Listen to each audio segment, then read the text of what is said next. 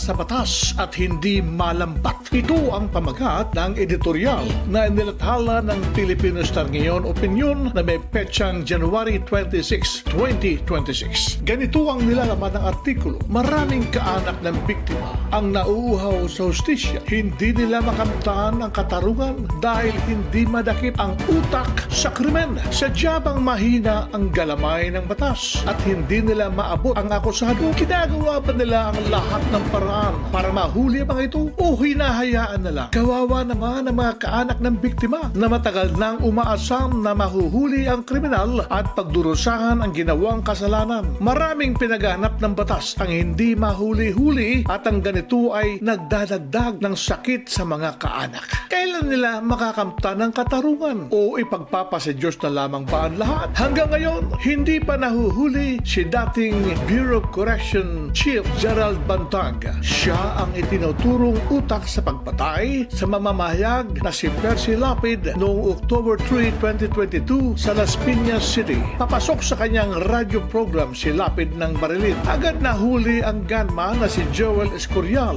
at inamin na binayaran siya ng 550,000 pesos para patayin si Lapid. Itinuro ni Escorial si Bantag at ang deputy nito na si Ricardo Suluet. Sinampahan ng kaso sina Escorial, Bantag at Suluet. Nagtago si Bantag. Namatay si Suluet nang atakehin sa puso. Natulan ng 16 na taong pagkabilanggo si Escorial. Nasaan na si Bantag? Wala nang balita kung nasaan siya. Hinahanap pa ba siya ng mga otoridad?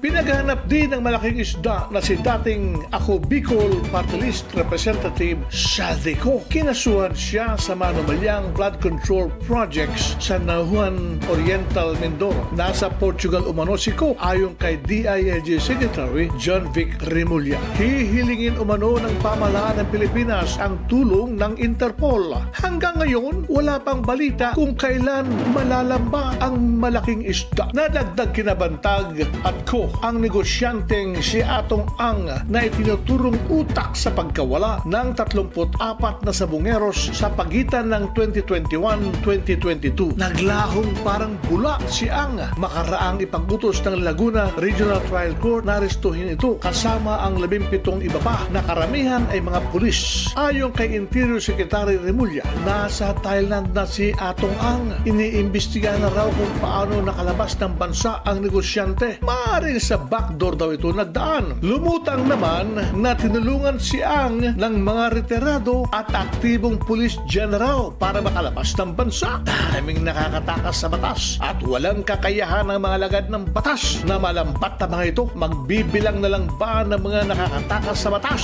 Maghihintay na lang ba sa wala?